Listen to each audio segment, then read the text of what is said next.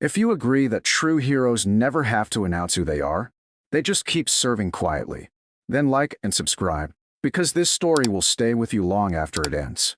It began in the soft hum of a kitchen before sunrise, with the smell of bread and the sound of laughter echoing through the Crescent Falls Veterans Hall, the kind of place where time slowed down long enough for old soldiers to remember how it once felt to matter. She wasn't a soldier anymore, not officially. Just Nora Steele, 28 years old, flour on her hands and a smudge of it on her cheek, moving through the kitchen with the quiet rhythm of someone who had learned discipline long before she learned recipes. Every morning, she arrived before the sun did, unlocking the doors, warming the ovens, humming while she kneaded dough for the breakfast she made for the boys, as she called them, though most of the men behind her had silver hair and hands that trembled slightly when they lifted their coffee mugs. They adored her. She listened, laughed softly at their old jokes, remembered how each of them liked their toast. But what none of them knew, what none of them could have imagined, was that the young woman dusted in flour and kindness had once worn a name that carried weight behind closed doors: Major Steele. That morning was supposed to be ordinary. She had a tray of rising rolls, a pot of black coffee strong enough to wake the dead, and Sergeant Coleman was already telling his favorite story about a parachute that never opened on time. Then, from the corner shelf, the old radio crackled alive. At first it was just static, the kind that usually came before some farm report or local weather update, and she didn't even look up. But then came a tone, sharp, clipped, metallic, and a voice that froze the entire room. All units stand by. This is a secure broadcast. Protocol Dawn initiated. Repeat, Protocol Dawn. Major Steele, confirm status. The veterans fell silent mid-laughter, the air so still you could hear the clock tick. Nora's hand stopped moving. The dough sagged on the counter as she straightened slowly, eyes fixed on the radio, her pulse loud enough she could almost hear it. Sergeant Coleman frowned. Did that thing just say? Turn it up, she said quietly. Her voice had changed, lower, steadier, carrying something old and trained. Coleman turned the knob with trembling fingers. Protocol Dawn confirmed. Major Steele, respond. The radio hissed again, then fell silent. No one spoke. A few of the men glanced around the hall, half expecting cameras, half expecting this to be a prank. But Nora didn't move. She removed her apron with careful precision, folded it once, and laid it on the counter as though she were preparing for inspection. Then she walked to the far cabinet, opened it, and reached inside. The vets watched as she pulled out a canvas duffel that looked too official to belong in a kitchen. From it, she withdrew a small, black case. Military issue, no markings.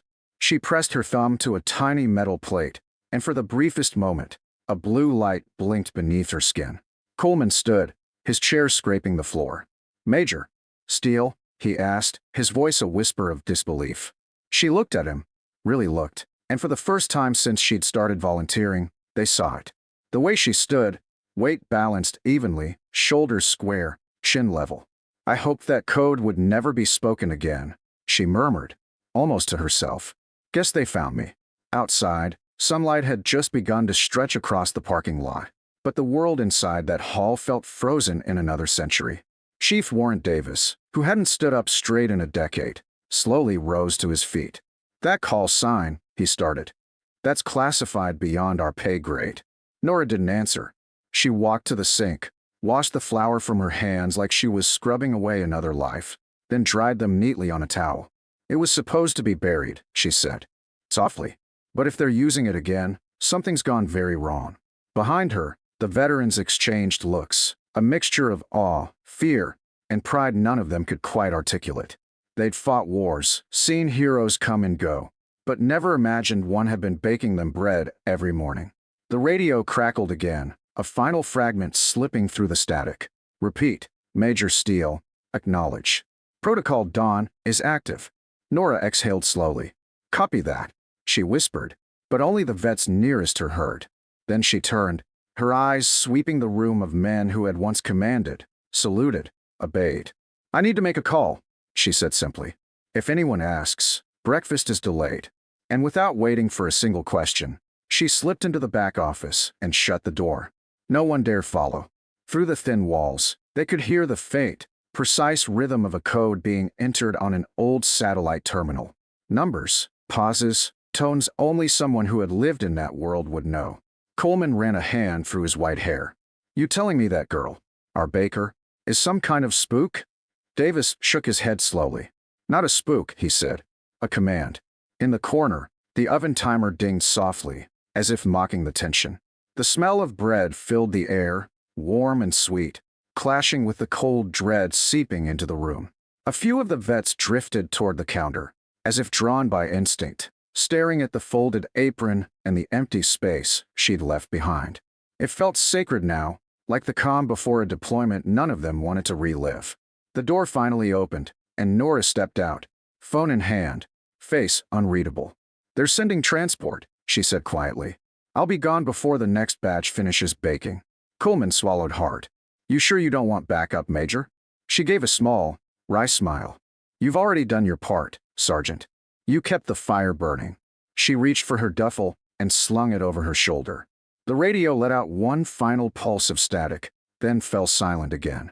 For a moment, she hesitated by the door, looking back at the man who had come to see her as family. Keep the coffee warm, she said, and tell the next kid who walks in here. Patience wins wars. And then she was gone, boots echoing against the linoleum, the screen door swinging shut behind her. None of them followed. They just stood there, watching the empty space where she had been, surrounded by the smell of rising bread and the weight of realization. The woman they thought was just kindness in an apron had been something far greater. Someone who had once commanded silence and storms alike. They would talk about that moment for years, how the world had paused in the middle of a kitchen, and how a single name, Major Steele, had reminded them that valor sometimes hides behind the smallest, quietest acts of service. The hall felt hollow after she left, like her absence had peeled the warmth out of the walls. The oven still glowed, the coffee still steamed, but the veterans sat frozen, not quite believing what had just happened. Sergeant Coleman, who'd once survived a night pinned under fire in Kandahar, muttered quietly, I've seen a lot, but I've never seen anything like that. Chief Warrant Davis rubbed his temples. Protocol Dawn, he murmured, tasting the words like they were ghosts. That was a fail-safe command, Cold War level, buried deeper than Black Ops. The younger volunteers looked confused, whispering to each other, but none of the old soldiers spoke further. They just stared at the door she'd walked through, as if any second she might return, smiling, flowers still on her sleeves. But Nora Steele didn't come back that morning. Instead, a pair of black SUVs pulled up outside the Veterans Hall just as the sun fully crested the horizon. The engines didn't idle. They purred low, like they were trying not to be heard. Two figures stepped out, men in plain clothes, but every veteran in that room could spot posture like that a mile away. Military, high clearance, and armed even when they didn't look it. One of them knocked on the glass door, scanning the room with the expression of someone used to scanning entire battlefields. Major Steele, he asked, voice firm but cautious. Coleman stepped forward, straightening his old shoulders. She's gone, he said. The man nodded once, not surprised. Then she's already en route. He tapped something into his earpiece, murmured a few words, then turned to leave. Before the SUVs rolled away, one of the men paused. If she comes back, he said quietly, tell her headquarters confirmed. Dawnlight's gone live. Then they were gone. Two engines fading into morning traffic, leaving only the echo of their words and the smell of cooling bread. For the rest of the day, the Veterans Hall stayed unnaturally quiet. Even the younger volunteers sensed something had shifted. Davis sat by the window, staring out at the empty lot. They said Dawnlight, he said again. That's her unit. I thought that project was burned after 14. Coleman frowned. You know about that? Davis gave a slow nod. Rumor mill. It was supposed to be an AI defense net, built to predict unconventional threats, terror networks, rogue launches, anything digital. But they said the code was too intuitive, too self-correcting. It started running simulations on its own. So they shut it down. He exhaled, a long, low sound. And she was the architect. By dusk, word had spread beyond Crescent Falls. The local news ran a brief segment about unmarked military activity near the Veterans Hall. Someone filmed the SUVs from across the street. Online, threads lit up with speculation, some calling her a whistleblower, others a ghost operative. None of them had any idea who she really was. but the men who had eaten her bread every morning did. They knew she wasn't the kind of person who ran from danger. If Protocol Dawn had summoned her, it wasn't calling her to hide. It was calling her home. 2 nights later, the town's power flickered. Streetlights blinked twice, then steadied. Most people dismissed it as a grid test. But in the hall, Davis noticed the radio light flash again. Just once, barely visible. It pulsed in sequence, not random. 1 long, 2 short, 1 long. Morse code. Coleman leaned closer, whispering the translation out loud. Safe. Not over. He stared at the small glow like it was a heartbeat. She's talking to us, he said. Through the signal. For the first time in days, the old hall filled with quiet laughter, not of mockery, but of awe. The kind of laugh men make when the impossible starts to make sense again. Safe, Davis repeated softly. Not over. The veterans began coming earlier each morning, sitting at the tables before dawn, waiting for any sign. Some brought their medals and laid them out beside their coffee cups like talismans.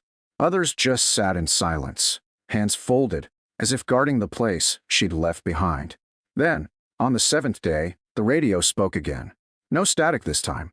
Just a voice, distant but unmistakable. Crescent Falls, stand by. This is Major Steele. Mission active. Situation contained. Stand down. The sound was faint, but the authority in it, calm, assured, unwavering, filled the entire hall. Coleman grinned through tears he'd never admit were there. She did it, he whispered. Whatever it was, she did it. The others didn't cheer. They didn't need to. They just sat there in the golden light of early morning, heads bowed slightly, each of them silently proud that the girl who baked their breakfast had gone back into the fight one more time. Not for glory, not for orders, but because duty doesn't retire. Later that afternoon, a delivery truck stopped outside the hall. The driver, a young reservist, stepped out carrying a plain wooden crate marked simply, property of Major and Steele.